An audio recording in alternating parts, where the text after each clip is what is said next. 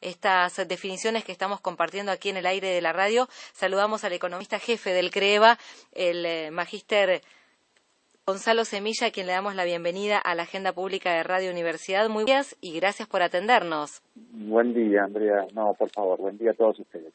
Bueno, decíamos, ¿no? Es un tema sensible cuando Sí. hablamos de salarios. Recién en las últimas jornadas también conocíamos esta brecha que se ha dado entre pobres y ricos en nuestro país, ¿no? En la concentración del poder adquisitivo, y en este marco es un análisis a nivel local, ¿verdad? Sí, totalmente. Es a nivel local y es lo que vos mencionabas recién. Esto es una publicación correspondiente al mes de agosto.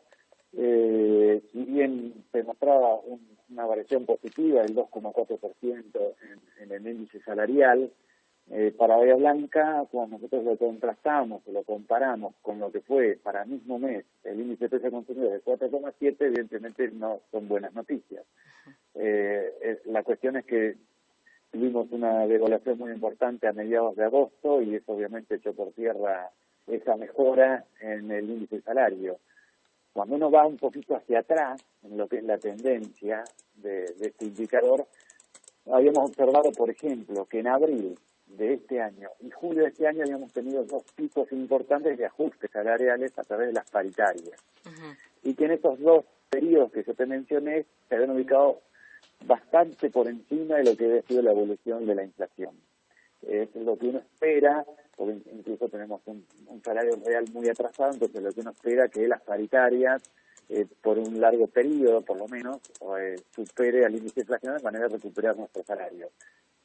No significa que estos dos picos que uno observa en el gráfico habíamos mejorado sustantivamente nuestros salarios, pero sí era de esperar con estos ajustes paritarios. Pero obviamente en el mes de agosto hay un cambio en esa tendencia y nuevamente la inflación se encuentra por encima. Y eso deberíamos verlo quizás el mes que viene, qué es lo que va a pasar con septiembre. Porque pensamos que septiembre va a ser un mes complejo donde el índice de inflación nuevamente se va a estar ubicando por encima del índice de salario, con lo cual, bueno, deberíamos profundizar nuestra caída en el salario real. Pero básicamente es eso, cuando uno compara incluso la variación acumulada significa de principio de año a agosto, nosotros vemos que hay un aumento del índice de salarios del 30% cuando el índice de inflación en el mismo periodo fue del 29%. Entonces esto es lo que yo te digo. Dos grandes picos de paritarias hacen que en el acumulado haya mejorado el índice de salarios, pero cuando vemos interanual, es decir, de agosto del año pasado a este año, hubo una mejora del índice de salarios del 44% cuando la inflación fue del 50%. Y ahí está la segunda parte del informe, que es que tenemos una caída en nuestro salario real interanual del año pasado a este año del 4,4%. Bueno, nada, es una noticia, digamos, un indicador no del todo positivo, porque otra vez el año pasado tuvimos una pérdida de salario real y este año venimos por el mismo camino. Magíster Semilla, y en relación a estos datos, la importancia también radica en que el índice de salarios refleja que este ajuste, ¿no?, o este dato negativo se vuelca o no se vuelca, en este caso, a la economía local, ¿no? Sí, digamos, vos estás hablando de salarios. Claro, digamos, si la gente siente que su dinero, lo que percibe mensualmente, no le alcanza, no lo puede destinar a lo que es el movimiento económico local. No, claramente. Cuando vemos con el correr del tiempo que nuestro salario real se encuentra bastante por debajo del índice de inflación y que las paritarias no alcanzan, nos van por detrás del aumento de precios, claramente tenemos que resignar muchas cosas. Y entre esas cosas es el consumo. Claro. No es el consumo necesariamente asociado a la alimentación, aunque también con importantes índices de precariedad en Bahía Blanca, o también lo que es líneas de indigencia o de pobreza con ingresos bastante altos, digamos, uno ya le cuesta consumir para alimentarse. Entonces, imagínate lo que es cuando uno lo que primero que hace es suspende salidas, suspende cine, suspende hasta a veces no puede pagar una obra social, no puede quizás a veces pagar algún servicio público como el gas, como la luz. Sí, claramente uno resigna consumo presente.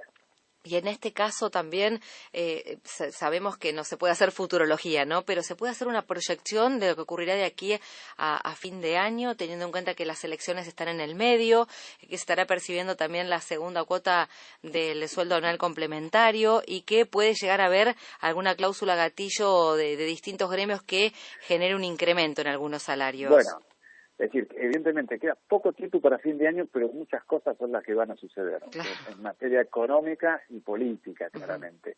Porque, digamos, yo diría que el daño está hecho ¿en qué sentido? Se hizo más daño el que ya teníamos, lamentablemente, porque el año pasado, en agosto, habíamos tenido el último proceso, digamos, de evaluatorio y que hemos tenido una inflación anual muy alta. Y lo que estamos viendo acá es que si bien había una desaceleración a partir de mayo, por lo menos en nuestro índice, leve, pero una desaceleración, y que podemos llegar sobre los últimos meses del año en torno al 2%, ahora estamos hablando del 4, 5, 5,5%. Es decir, más que se duplicó ese indicador, y claramente esas pautas salariales o acuerdos salariales que se habían cerrado, si bien lo importante está lo de la cláusula gatillo, lo que nos estamos imaginando es que a partir de ahora, y sobre todo a partir de la inflación de lo que va a ser septiembre, va a haber nuevas negociaciones. Lo que desconozco es que esas cláusulas gatillos sean, digamos, o esos ajustes salariales sean en una proporción superior al índice de precios. Yo me imagino un escenario inflacionario anual del 55%, 5 puntos más de lo que es hasta ahora, desde agosto del año pasado hasta agosto de este año, pero me imagino un índice de salarios por debajo. Es decir, con esto estoy diciendo que tendríamos por segundo año consecutivo, algo que no es tan usual en Argentina, pérdida de nuestro salario real. Lo cual es dramático, ¿no? Y esto que usted decía es una muy buena definición. Falta muy poco para fin de año y pasarán muchas cosas, ¿no? En este corto lapso de tiempo. Le quería consultar por esta mesa que se ha conformado, de la que usted es parte, ha sido convocado, al igual que otros representantes de colegios profesionales, cámaras empresarias, entidades universitarias, gremiales y también referentes políticos de distintos espacios, ¿no? Este objetivo que se viene persiguiendo desde hace tiempo para declarar a Bahía Blanca como zona patagónica, ¿no? ¿Estamos cerca de este objetivo? Mira, la reunión de ayer fue muy auspiciosa, muy positiva, porque como vos decís, estaban representantes de prácticamente todos los sectores. Si alguno no ha estado, posiblemente es porque no ha podido, pero fue muy interesante porque una especie de mesa redonda donde una especie de introducción sobre el proyecto de ley, donde se incorpora, como bien decís, Bahía Blanca y también Coronel Rosales, a lo que es zona fría, digamos, incorporar a los artículos existentes a estos dos partidos, dos localidades, y lo que después nos tocó el CREVA, digamos, en cuanto a la participación, fue un análisis que hicimos hace un mes y medio, 2 meses atrás, donde hablamos de la cuestión más técnica de lo que era comparaciones de índices, digamos, o de indicadores de lluvia y de temperatura con respecto a las ciudades que hoy sí forman parte de esta ley patagónica, que puede ser, digamos, Santa Rosa, Viedma, Patagones, Neuquén. Lo que hicimos de nuestro lado fue hacer ese tipo de comparaciones donde nos ubican en situaciones muy parejas. Esto nosotros le llamamos isoietas e isotermas, que sería isoietas son precipitaciones de 700 milímetros por año, y isotermas serían temperaturas medias de 15 grados. Si la ciudad se ubica por debajo de esos dos indicadores, debiéramos estar incluidos. Entonces, la comparación que hicimos nosotros fue de los últimos 20, incluso hasta 30 años de estas dos cuestiones, y después sumamos lo que era índices de precariedad, de informalidad, que lo hace el CREVA para todo el resto de las localidades, y teníamos indicadores incluso más altos de aquellas localidades, y también porcentajes de jubilados. En Bahía Blanca también es muy similar a las localidades que te mencioné, y por último, hacíamos también comparaciones de el costo del gas en Bahía Blanca y en el resto de las localidades, donde claramente el cargo variable es 3 veces más en Bahía Blanca que en el resto, y el cargo fijo incluso también duplica al resto de las localidades. Entonces, nuestra parte era dar los argumentos técnicos.